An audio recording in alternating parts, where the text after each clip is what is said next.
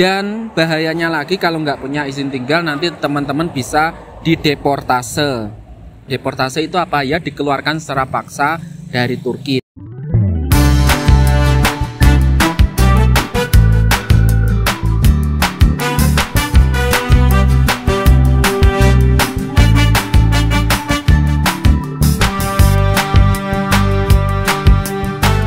Halo teman-teman, assalamualaikum. Kali ini kita mau pergi ke kantor imigrasi untuk memperpanjang izin tinggal.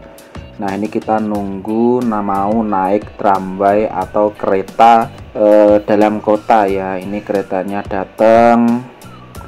Nah, kita pasukannya udah siap.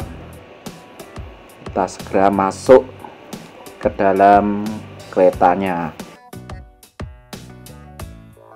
Ini suasana di dalam kereta ya, lumayan agak sepi karena memang sudah siang. Kalau pagi sama sore biasanya ramai.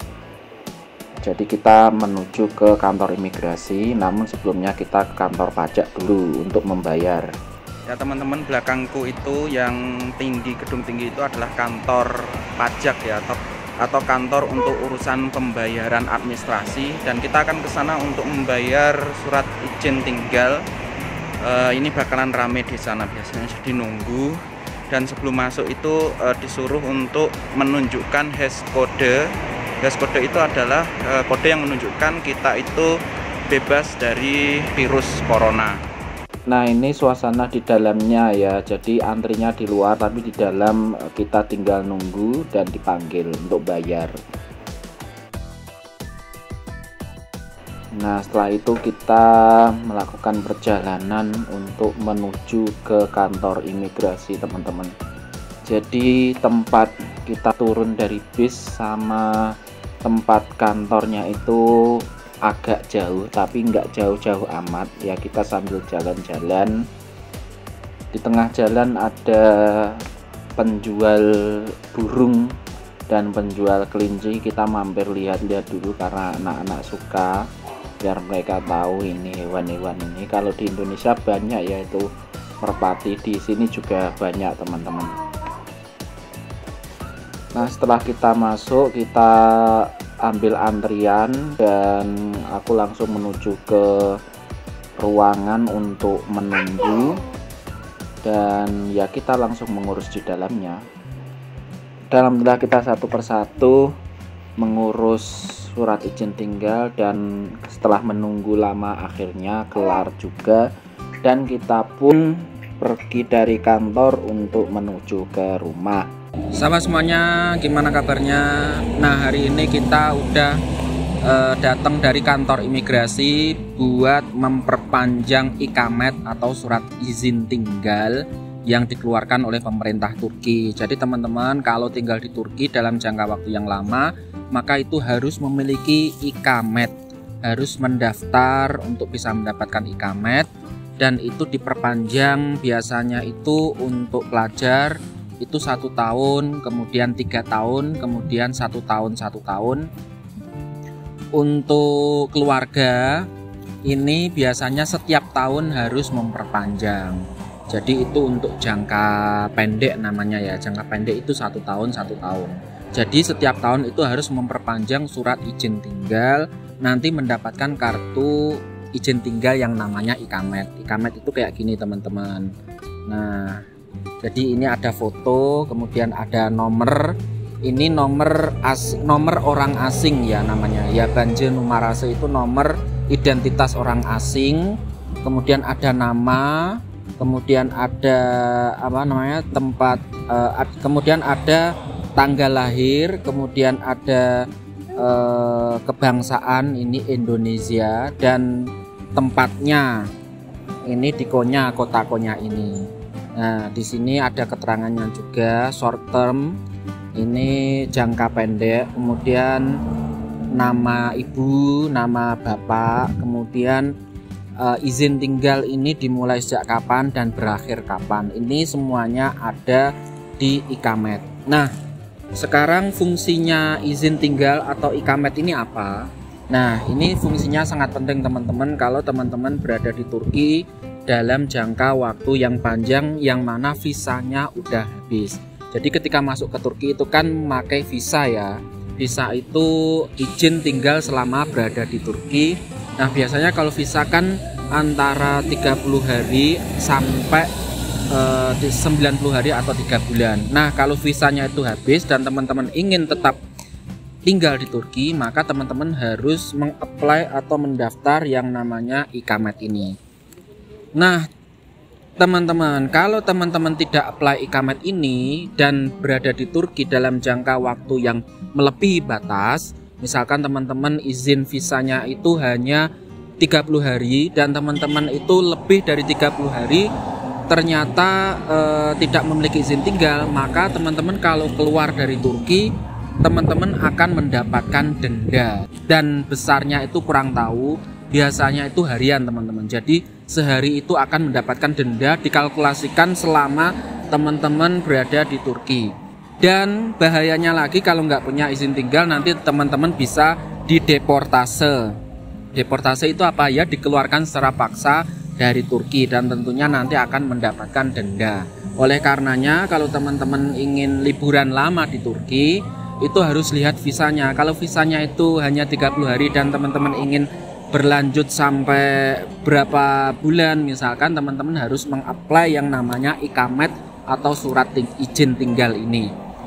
Juga bagi pelajar, dan ini sama ya untuk pelajar, untuk orang yang bekerja, untuk siapapun, orang asing, orang non-Turki yang hendak berada di Turki dalam jangka waktu lama, maka dia harus memiliki izin tinggal. Dan ini mungkin juga informasi yang penting bagi teman-teman. Jadi izin tinggal itu di berbagai negara itu harusnya ada bagi orang asing. Jadi ketika berada di negara lain itu untuk masuknya selain memakai paspor juga visa, itu ketika melebihi batas dari visa itu maka biasanya pasti diharuskan untuk mendaftar yang namanya izin tinggal. Nah ini teman-teman, jadi izin tinggal kita ada 4 karena anggota keluarganya itu ada 4. Nah ini setiap tahun harus diperbaharui. Kalau untuk aku pelajar itu 3 tahun. Tetapi karena ini masa 3 tahun sudah habis, maka aku harus dan sudah mau lulus, maka aku harus memperbaharui setiap tahun. Jadi setiap tahun aku harus ke kantor imigrasi buat memperpanjang ikamet. Jadi dari pagi tadi kita berangkat. Kemudian aku menuju ke kantor pajak untuk membayar ikamet ini. Nah di kantor pajak tadi teman-teman aku membayar biaya ikamet ini. Jadi ini ada biayanya teman-teman. Karena memang begini, tujuannya ikamet itu sebenarnya karena kita izin tinggal di Turki, maka mereka meminta atau membebankan biaya selama kita tinggal di Turki ya, karena itu kan aset juga ya. Nah biayanya berapa untuk tahun ini? Untuk istriku itu biayanya habis 696,67 TL ya, 697 TL lah. Kalau untuk anak-anak ini total biayanya 473,34 lira atau TL. Nah ini setiap tahun teman-teman, ini harus membayar sekitar uang tersebut. Nah terus syaratnya apa aja teman-teman? Nah ini syaratnya yang pasti ya, itu diwajibkan untuk membawa paspor yang asli, kemudian difotokopi, kemudian fotokopi visa ketika kita masuk ke Turki, kemudian ada asuransi itu adalah asuransi kesehatan selama waktu kita mau tinggal di Turki. Kalau kita izinnya itu selama 1 tahun, nambahnya maka kita harus punya asuransi selama 1 tahun, karena asuransi itu memang penting teman-teman. Kemudian karena kita tinggalnya itu suami istri, maka harus ada dokumen surat nikah yang diterjemahkan. Nah selain itu juga ada dokumen-dokumen yang menyebutkan kalau aku ini pelajar, karena istriku itu kan tinggal dengan aku dan aku itu di sini sebagai yang membawanya. Jadi dokumen-dokumen tentang aku, misalkan paspor, kemudian izin tinggalku juga, kemudian dokumen yang menunjukkan kalau aku ini pelajar, itu juga dilampirkan di dokumen ini. Semuanya difotokopi dan aslinya dibawa sebagai bukti.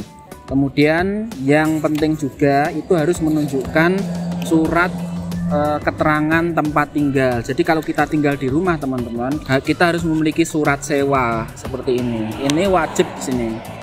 Karena di Turki itu kalau sewa itu ada suratnya teman-teman. Karena semuanya itu harus legal dan harus dilegalisir juga. Jadi memang syaratnya seperti itu. Kemudian tidak lupa juga disuruh untuk membawa foto seperti ini. Ini foto biometrik. Bagi teman-teman yang ingin tahu foto biometrik, silahkan lihat di kolom deskripsi. Insya Allah saya akan mengulasnya dengan video yang lain. Nah, jadi fungsinya Ikamet ini apa teman-teman? Wah, fungsinya sangat banyak. Selain itu adalah kewajiban, kita juga memerlukan Ikamet untuk berbagai keperluan teman-teman. Misalkan untuk beli tiket itu wajib ada Ikamet, wajib ada surat izin tinggal. Nah, kemudian untuk berobat ke rumah sakit itu juga harus memiliki Ikamet. Kalau enggak, itu enggak bakalan diterima. Itu ada keterangan di rumah sakit. Nah, tapi keuntungannya itu ada teman-teman. Keuntungannya itu adalah kita bisa mengakses layanan masyarakat yang ada di Turki. Misalkan kita ke puskesmas nanti gratis, pelayanannya itu gratis. Kalau anak itu nanti biasanya imunisasi itu dapat obat dan lain sebagainya itu nanti gratis. Konsultasi dapat dokter khusus, dokter sendiri itu juga gratis. Dan kita juga akan mendapatkan sebuah akun teman-teman, akun seperti akun kemasyarakatan. Jadi begini, dalam akun tersebut kita bisa mengakses segala keterangan yang kita perlukan, namanya e-Devlet. Jadi bayangkan aja seperti Facebook ya teman-teman. Tapi di dalamnya nanti kita bisa tahu apa aja yang menjadi kebutuhan kita perihal administrasi. Jadi tentang BPJS, tentang layanan kesehatan. Misalkan gini, laporan kesehatan kita pernah cek darah, kita pernah cek kesehatan, kita pernah sakit apa, itu masuk di dalam akun tersebut dan kita bisa mengaksesnya. Kemudian misalkan kita pelajar, kita bisa tahu status kita sebagai pelajar, di mana keterangannya, itu semua lengkap di dalam akun tersebut. Bayangkan aja teman-teman seperti ini. Jadi misalkan ya mudahnya seperti ini. Ini seperti KTP yang elektronik itu ya, KTP online. Dan di internet itu bisa dimasukkan nomor KTP ini, kemudian ada passwordnya. Dan ketika kita masuk, maka kita bisa melihat segala identitas tentang kita. Misalnya kita BPJS-nya itu pakai lembaga apa, kemudian kita banknya itu pakai bank apa saja, kemudian kesehatan kita itu punya penyakit, riwayat penyakit apa aja, kita pernah diberi obat apa aja, kita punya dokter siapa, kita pernah pergi ke rumah sakit mana, kemudian untuk pendidikan kita sekolah di mana, kita sekarang semester berapa, semuanya itu lengkap di sana. Jadi sistemnya itu sudah sistem online.